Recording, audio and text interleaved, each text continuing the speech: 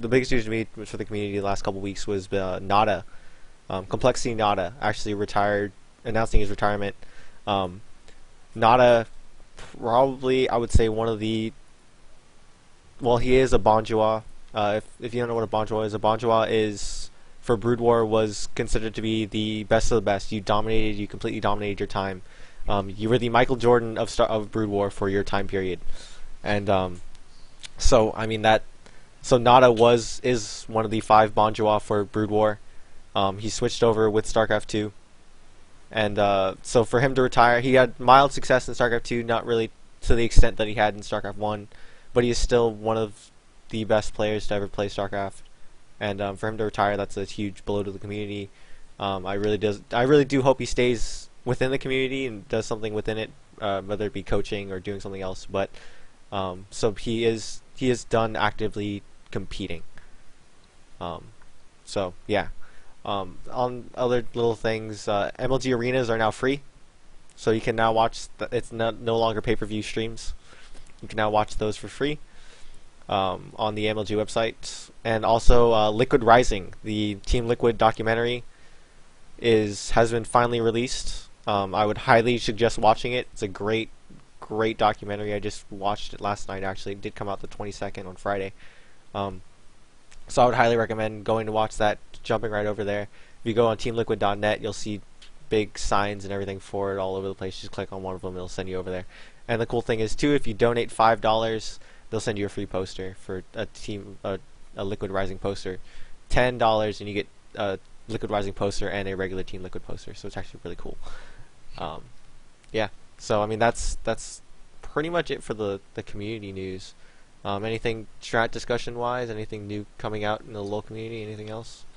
In the LoL community, a lot of professional players are leaning towards more mobility champions now, which is really, really awesome because it's more based on like, oh, who's stronger, like who has bigger base stats than I do and stuff like that, but more skill-wise now.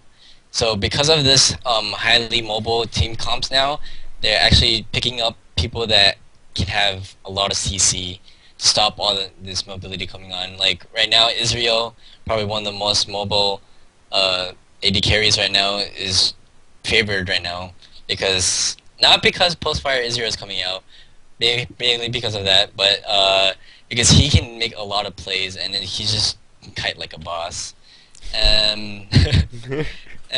Yeah. Other than that, more pink wards are being used nowadays for the North American scenes, because North Americans like to play really, really aggressive.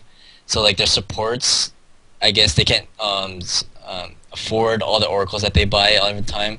So between 10 minutes and about 15 minutes, they all just buy pink wards and just pink wards everywhere. It's really, really cool. That used to be actually World Elite, a Chinese team, in the first season actually introduced the pink ward. Before them, everyone's like, what the hell with this pink ward? Like, no one's going to use it anyways. But after they came in, more people started to use it more often, mainly the European teams. But now, I guess North American teams are starting to use it more. So map control is actually a big thing now for North American teams. Counter jungling, especially nowadays, ever since M5 came into the scene. But other than that, all the meta has been the same. People use fight over Baron, Dragon, obviously, and that's mainly it. There's really no new strats going on other than just the highly mobile champions and CC heavy team comps now. Alright, well, in terms of StarCraft 2, I mean, the thing that's changing it a lot is, again, the queens, the huge shift for queens, and the thing is also that that we're starting to see that I'm really curious in is, with all of these legendary Brood War players stepping in, Brood War players known for their creativity, their micro, their control, it's really amazing to start to see how they're starting to merge Brood War strategy with StarCraft 2. And I mean, it's not quite working yet, but I mean, I could see what they're trying to do, and I mean, they're just going to get better as they go on. So I'm just really excited to see that move forward. I mean, we saw it a little bit when StarCraft 2 first started with like players like Grubby coming in from Warcraft 3 and that kind of stuff. When we saw players coming in from all over the place, sort of innovating their own styles into it and injecting their own flair. So I mean, I'm really curious to see how all that turns out. And I'm curious too, James, for League, is it is it is it kind of like StarCraft 2 where you start to see a lot of tendencies between the regions? Oh, So like for StarCraft 2, for instance, like the mindset for StarCraft 2 for say European or for Koreans or Asian players would be so like if they can't beat something, their first action is to okay, how do I kill it before it happens? And then for Americans, it's more of like it's okay, how do I defend it and then counter? And for Europeans, just like highly creative, how do I catch them off guard kind of a thing. So it's like a different kind of mindset which changes their playstyle. So is it different for um, League or is it sort of the same thing? it's sort of the same thing. I mean, the Asian players, Asian teams, they like more lane dominance rather than the jungle. Like they disregard the jungle objectives mainly, and they just want to get down the towers. Like I remember watching this one GPL, which is Garena Premier League. It's the Asian league for LoL. What they do is like I think it was like 30 minutes in, and then everyone has like really low CS counts, which is basically how much you farm. But there's a lot of kills. Like 20 minutes in, you can have like 20 kills on each team. It's really ridiculous on lane dominance. And then so for the Europeans, they're mainly like switching out the lanes, like what they use. Like CLG EU likes to use the same AD carries and stuff, but they use different strategies. I guess you can say that they're more creative and how these champions are usually played. Northern Americans are mainly more about like, oh, who's a stronger player individually. There's a lot of small skirmishes in the jungles and stuff like that. But other than that, I think it's pretty much the same as you said in StarCraft 2. So it's gaming across the board for mindsets for regions, I guess. Um, Yeah. I mean, other than that, I mean, I think we're done going over what needed to go over. I mean, we have some people watching right now. If you guys have any questions for us about stuff that's going on, questions for us personally, anything else, no, we are not single. Both That's taken. we're both taken. But that's the thing that I wanted to go over too is where this by no means is a very set structure of how the show's going to go from now on. It's more of a test thing, and we're testing as we go. I know I've had a couple problems with the stream dropping, so I want to apologize for that as well. I'm still trying to figure out the kinks of it, or the kinks of this particular stream. But I mean, overall, to anyone still watching, thank you guys for watching. Any feedback would be appreciated. If you guys want to tweet at us. We're EsportsCenter, or at EsportsCenter. And also, if you want to like us on Facebook, we are facebook.com/EsportsCenter.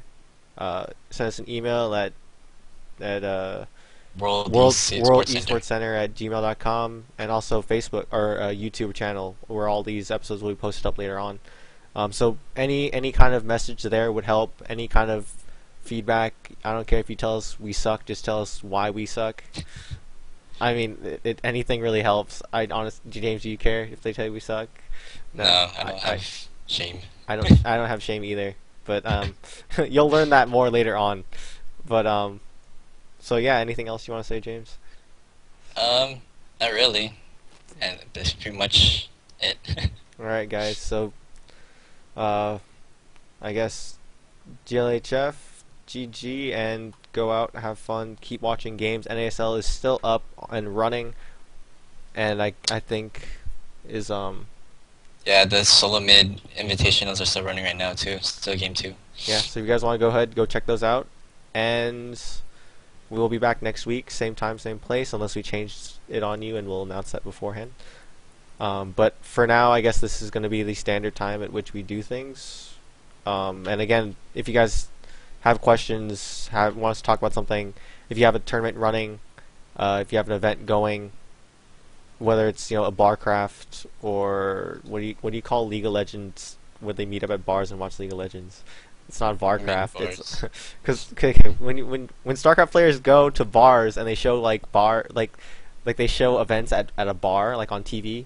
Like they Yeah. show like MLG out like grand finals at a bar, right? So they call it a barcraft. What's it called for League of Legends? Is it I a don't know. Everyone just watches it on their own computers mainly. okay? So if it's a barcraft or if you're antisocial and you're a league player, go go. All right, so just let us know what's going on with you guys. If you guys want us to talk about something, let us know. We'll certainly mention it. So yeah, other than that, JHF, and we'll check you guys out next week. See you guys.